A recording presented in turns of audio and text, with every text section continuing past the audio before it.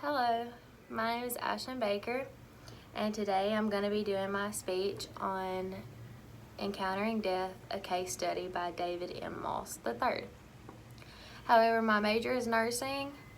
This does deal with patients, but it is a different kind. So this would be more like psychology as opposed to like hospital, being a nurse in a hospital.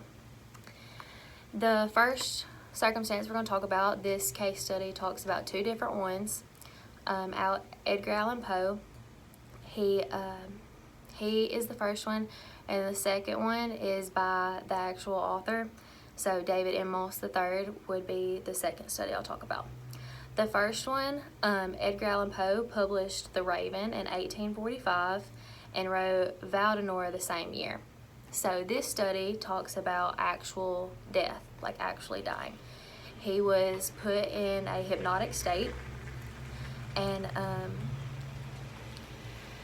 he ended up seeing different things. Like this one, his whole body went blank, so this was actual death. He ended up being in there for 7 months and had to be medically woken up.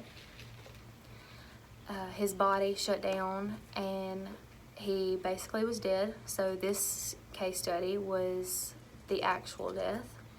And then the second one makes a little bit more sense. It was in 1979, published by David M. Moss. So this would be his first encounter with death. This one was almost dying. This was his near-death experience, because both case studies talk about, the first one is going to be actually dying, and then the second case study, the one I'm speaking about now, is near death. And the body focuses, there's two different kinds. I'm quite sure there's more, but the two main ones are going to be like near the brink of death and then actual death. So this one from 1979, when David Moss had his encounter, he was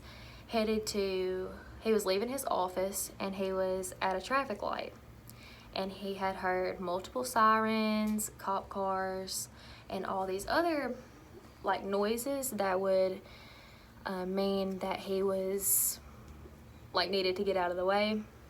Well, he heard all these cars and they all came by. He thought he was in the clear, good to go. And then one more car, he gets in the turning lane and he thinks all the cars are gone. The sirens start coming back down and the light turns green, and it was his turn to go left, so it was a green arrow. And he turned left and a car hit him. So he was turning left this way, a car hit him like this and shot him across the way. Right there would be his near-death experience. It shook the car. If he wouldn't have had glasses on, he would have lost his eye. And this is the actual near-death experience that he speaks about. So in the first study, Edgar Allan Poe talks about how he just went limp. Like there was no slow anything. He just was awake and then dead. And I know that's a blunt way of putting it, but he was just living life, sat down, and then there was nothing. But in this case, in the near-death experience, he said he lost a sense of his future. So he had no plans. Like the future, that what he was doing the next day or even 10 years down the road, they were all gone. The next thing he talks about is memories. So all of his memories started to return from all the way when he was little to like the present time. And then he had disorientation. So he couldn't figure out where he was, what he was doing, what was going on. And he talks about how your body can usually choose. So like if you're on the brink of death, your body can choose between, like if you were in a saddened state or depression or anything like that and you really wanted everything to end and you were hanging on, your body could choose to be like, let go. And then that would be the end, and then you would have actual death. But if your body was, if you were like upbeat, and not that you can't have depression and not be upbeat, but if you were energetic and living your best life and so excited about all the things to come, you would tell yourself, you'd be like, hold on, stay strong. And that is how that would be the brink of death.